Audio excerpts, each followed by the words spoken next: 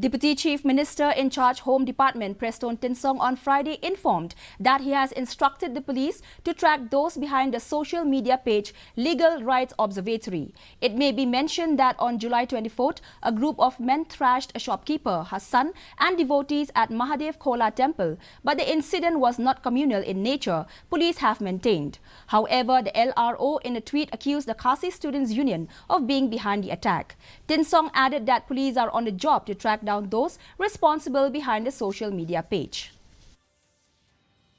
At best, what we can do is, when I go all the detail, I found out that, in fact, it was only the small misunderstanding, and it has got nothing to do religiously. It has got nothing to do with any particular religion. But you see, in the social media, I have seen it.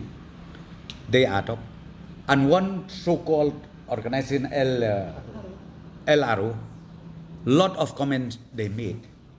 And now I've given the instruction to the police department, track these people. Who are these people? I've seen the comment they made so much, which I personally feel these people, they are not at all a true residents of India. If they are, they cannot just give such an irresponsible statement. As a part